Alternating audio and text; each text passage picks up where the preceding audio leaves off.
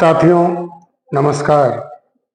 आप सभी का बहुत बहुत स्वागत है हमारे YouTube चैनल बेबाक बोल पे। साथियों, देश में चुनाव चल रहा है और इस चुनाव के दौरान एक सुप्रीम कोर्ट के अंदर याचिका दायर की गई कि जो चुनावी डाटा है, जो वोटिंग परसेंटेज है, पिछले 4-5 फेज के चुनाव में, वो इलेक्शन कमीशन जो वोटिंग परसेंटेज है उसको दिखाने में काफी ज्यादा देर हुआ और काफी ज्यादा देर से दिखाने के बाद उसमें काफी ज्यादा अंतर भी आया। लगभग में 5 से 6, 6.5% का अंतर आया। यानी कि कई राज्यों में जहां वोटिंग परसेंटेज 60% के आसपास थी, वहां पे 66 पॉइंट तक वोटिंग परसेंटेज दिखाई गई। ऐसा उस एजेंसी का मानना है जिन्होंने याचिका दायर की है। साथियों, पहले जो याचिका दायर हुई है उसके बारे में पूरी जानकारी हम लोग चर्चा कर लें। इसमें याचिकाकर्ता के तरफ से, एजेंसी की तरफ से ये कहा गया है कि जो चुनावी डाटा है, वोटिंग परसेंटेज है, उसमें ज्यादा मिस कैलकुलेशन है। जो वोटिंग परसेंटेज है वो 6 से 7% के बीच में अंतर आ रहा है। यानी कि लगभग जो 5 फेज के चुनाव हुए हैं, 5 दौर के जो चुनाव हुए हैं, उसमें लगभग अनुमान 1,07,00,000 वोटों का आ रहा है। यानी अगर देखा जाए तो उसमें जो कैलकुलेशन करके बताया गया है, प्रत्येक सीटों पे लगभग 28,000 वोटों का अंतर आ रहा है। अगर उस एजेंसी जो याचिकाकर्ता है, उस एजेंसी का माना जाए तो प्रत्येक सीटों पे 28,000 वोटों का असर दिखेगा। हालांकि यूपी के अंदर उस दौरान जो वोट पड़े हैं उसमें 0.4 के आसपास याचिकाकर्ता की तरफ से दायर किया गया है। केरल में लगभग 5% के ऊपर दिखाया गया है कि वहां पे जो है वोटिंग परसेंटेज से ज्यादा दिखाया गया है 11 दिन के बाद। साथियों, इसकी जांच होनी चाहिए, बिल्कुल होनी चाहिए, और हुई भी है। याचिकाकर्ता माननीय सुप्रीम कोर्ट जाता है और राज्य चुनाव हो, केंद्र सरकार को चुनने की, लोकसभा चुनाव हो। साथियों, इसमें कोई भी याचिका पड़ता है तो माननीय सुप्रीम कोर्ट एक कमेटी गठित करती है और उसका काम यह होता है कि जो याचिकाकर्ता की तरफ से जो लगाया जाता है ब्लेम, उसमें कितनी सच्चाई है, इसकी जांच उस गठित टीम से कराई जाती है। आप जानते हैं, पिछले कुछ दिनों के अंदर याचिकाकर्ता ने जो सुप्रीम कोर्ट में याचिका लगाई थी, माननीय सुप्रीम कोर्ट ने 24 तारीख को इलेक्शन कमीशन को अपनी तरफ से सफाई पेश करने के लिए कहा था और उसमें इलेक्शन कमीशन गई भी।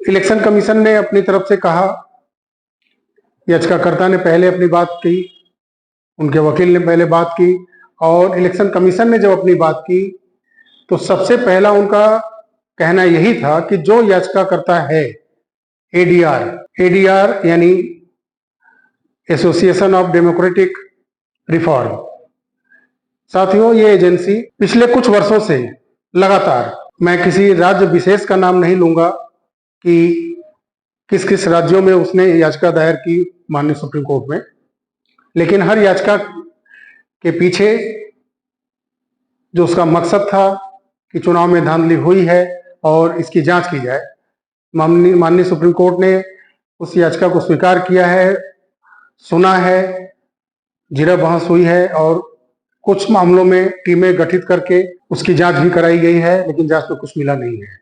मैं ये नहीं कहता कि इसकी जांच न हो, जांच होनी चाहिए आरोप अगर लगते हैं, बहुत बड़े आरोप हैं, भारत के लोकतंत्र के लिए ये बहुत ही बड़ा एक धब्बा भी है। भारत की छवि खराब करने की भी कोशिश है, या अगर ऐसा सरकार की तरफ से या इलेक्शन कमीशन की तरफ से अगर होता है तो ये भारत की छवि पूरे विश्व में खराब होगी, और हो रही है। अगर ऐसे ब्लेम लगते हैं तो इलेक्शन कमीशन के ऊपर सवाल उठता है, और इलेक्शन कमीशन जिसके अधीन चल रहा है सरकार, उसके ऊपर भी सवाल उठते हैं। इसकी जांच होनी चाहिए।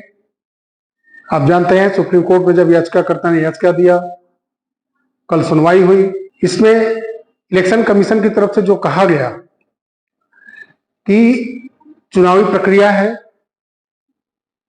इसमें एक फॉर्म होता है जो एजेंट को दिया जाता है, और वो जो बैलेट पेपर से वोट पड़ते हैं जहां जहां, उस फॉर्म 17C में सारा कैलकुलेट करके भरा जाता है। ये सारे एजेंट के पास होता है।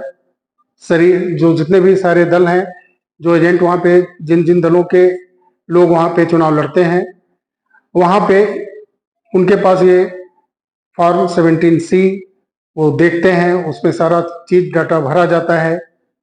फिर वो डाटा इलेक्शन कमीशन के पास जाता है, और वो डाटा जो है हर जगह का कैलकुलेशन करने के बाद वो डाटा डिक्लेयर करते हैं। इस प्रक्रिया में कुछ डिले हुआ, और डिले होने के बाद जो डाटा डिक्लेयर कुछ हुआ, उसमें याचिकाकर्ता की तरफ से ये कहा गया माननीय सुप्रीम कोर्ट में कि वोटिंग परसेंटेज में लगभग 5 से 6% या कुछ जगह 6% से ज्यादा का अंतर है। उनके कैलकुलेशन के हिसाब से लगभग जो 370 से 80 सीटों के बीच में जो चुनाव हुए हैं अब तक, उसमें प्रत्येक सीटों पे लगभग अगर देखा जाए एक अनुमानित तो 28,000 के आसपास का अंतर आता है। हालांकि कुछ राज्यों में उन्होंने 1% के नीचे जो है बताया है अंतर आया है, वहां पे ये आंकड़ा नहीं साबित होगा। लेकिन जहां पे 5 से 6% उन्होंने आंकड़ा याचिकाकर्ता ने बताया है, और उन्होंने दलील दी कि इससे हर सीट पे 28,000 का वोट का अंतर आएगा। ये सारी दलीलें उन्होंने कल सुप्रीम कोर्ट में दी। इलेक्शन कमीशन का क्या कहना था? उन्होंने पहला जो अपना दलील रखा, उन्होंने इस एजेंसी को पहले कटघरे में खड़ा किया।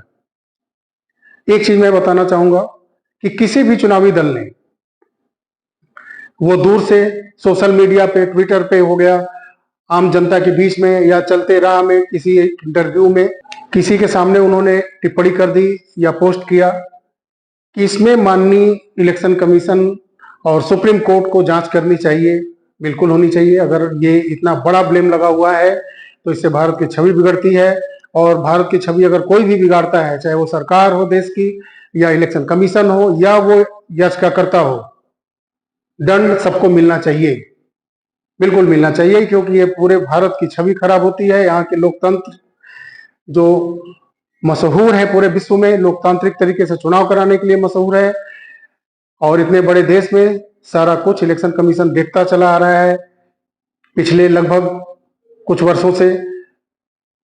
लेकिन इस पे सवाल उठाना, इसकी जांच होनी ही चाहिए। लेकिन जब इलेक्शन कमीशन का नंबर आया तो उन्होंने सीधे याचिकाकर्ता को ही कटघरे में खड़ा कर दिया कि यही एक एजेंसी है, ADR, association of democratic reserve form.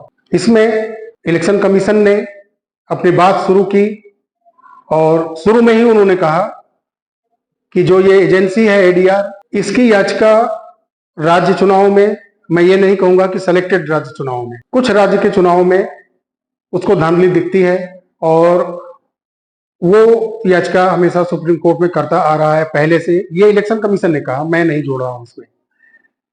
Election commission ने कहा ये एजेंसी बार बार परेशान करती है, ये इलेक्शन कमीशन की छवि को धूमिल करता है, और ये कई बार ऐसा कर चुका है, और ये भारत की छवि भी खराब करता है, इलेक्शन कमीशन की भी छवि खराब करता है। हालांकि अभी कुछ दिन पहले ही एक मेयर चुनाव में चंडीगढ़ में एक रिटर्निंग ऑफिसर द्वारा बैलेट पेपर को खराब करते हुए दर्शाया गया था, जिसमें सीजेआई ने तल्ख टिप्पणी की थी, लताड़ा था। ऐसे चुनावी प्रक्रिया में जो मेयर चुनाव में देखने को मिला था। लेकिन इस मामले में सारी बातें जो मैं बोल रहा हूं, ये चुनाव आयोग की तरफ से बोली जा रही हैं कोर्ट के अंदर, चीजें स्पष्ट होनी चाहिए। घपला अगर हुआ है तो सामने आना चाहिए और चुनावी प्रक्रिया पारदर्शी होनी ही चाहिए, चाहे वो कोई लेवल की हो। अभी कुछ दिन पहले आपको पता होगा कि ईवीएम पे सवाल उठा था, वीवीपैट पे सवाल उठा था, लेकिन सुप्रीम कोर्ट ने इसे खारिज कर दिया। सोशल मीडिया पे बहुत ज्यादा शोर शराबा हुआ था। कई जो है एनिमेशन वीडियो बना के चल रहे हैं, अभी इस समय भी, पहले भी चलाए गए थे, अब भी चला रहे हैं। सारे लोग एनिमेटेड हैं, वो बनावटी हैं। कोई भी बटन क्लिक हो रहा है, कमल के फूल पे उठ जा रहा है। मैं ये नहीं कहता कि इसमें कितनी सच्चाई है, लेकिन एनिमेशन है, वो एनिमेटेड वीडियो है, बनावटी वीडियो है, ये 100% कंप्लीट है।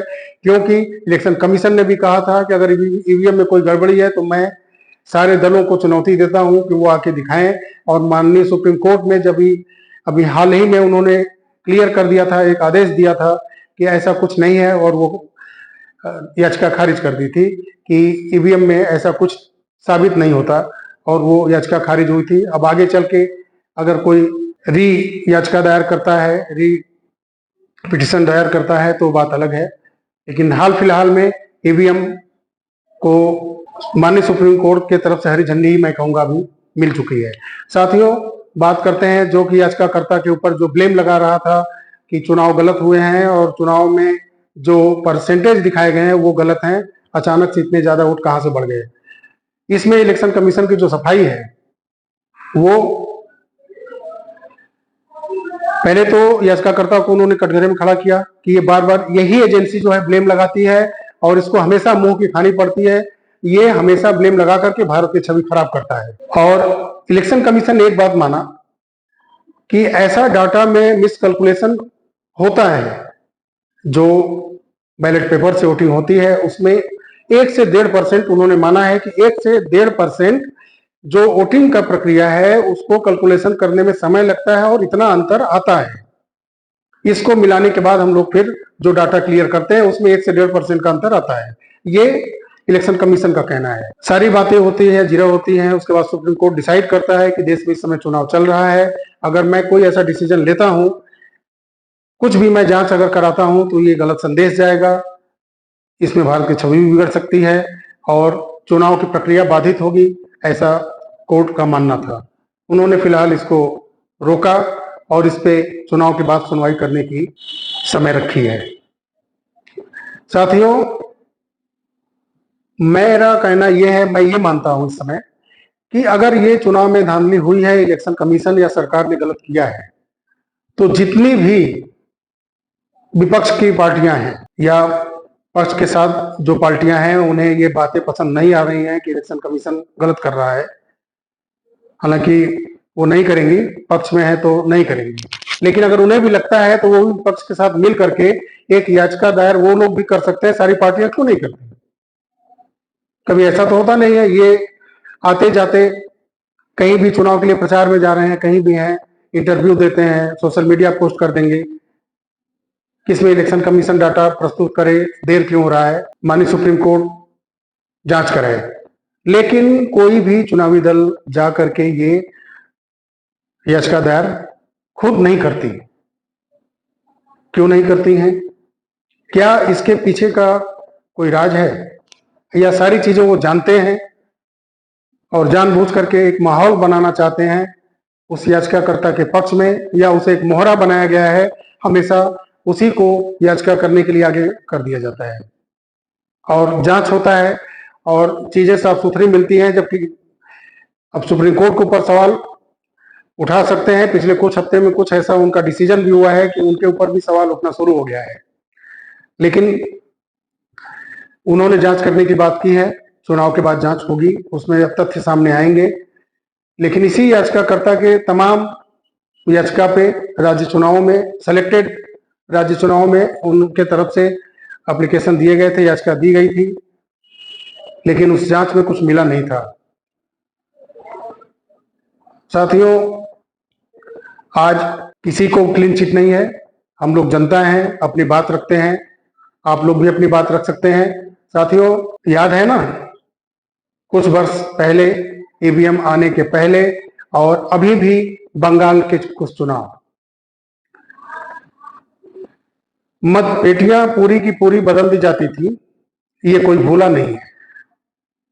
बैलेट पेपर के चुनाव की तरफ भागने का मतलब क्या होता है कि ईवीएम को सुप्रीम कोर्ट ने सही करार दिया है, उसमें कमियां सुप्रीम कोर्ट के हिसाब से नहीं पाई गई हैं, ईवीएम सही है। उस बेस पे मैं बोल रहा हूं कि याद है ना मतपेटियों का चुनाव, जिसमें बैलेट पेपर से चुनाव होते थे, पेटियां उठा ली जाती थी, बूथ से बदल दिए जाते थे, याद है ना? कई राज्यों में ऐसा होता था। लगभग हर राज्य में जितने भी सेंसिटिव एरिया थे, सारे पुलिस बल, पीएससी, प्रशासनिक सिस्टम रहने के बाद भी इतना खुला गुंडागर्दी होता था कि मतपेटियां लूटी जाती थी, बदली जाती थी, जो बीच में आता था उसको मार दिया जाता था। अब भी बंगाल के अंदर बम फेंक दिए जाते हैं, मतपेटियां लूट ली जाती है। अभी पिछले ही चुनाव में हुआ था, कई जगह में मतपेटियां लूटी गई, बदली गई। तो साथियों, याचिका दायर हुआ है। मैंने जो पाया, मैंने जो दोनों पक्षों की तरफ से दलीलें माननीय कोर्ट के अंदर देते हुए देखा, सुना, वो चीजें मैंने आपसे शेयर की। लेकिन मैं किसी दल को ये नहीं कहता कि वो बिल्कुल साफ सुथरा चुनाव लड़ते आ रही है, ये ईमानदारी से चुनाव लड़ती है। लेकिन जो पहले हुआ है वो क्या सही था? क्या आप नहीं जानते हैं कि मतपेटियां लूटी जाती थी और बदल दी जाती थी? चलिए, मामला सुप्रीम कोर्ट में है, चुनाव के बाद वो देखेंगे।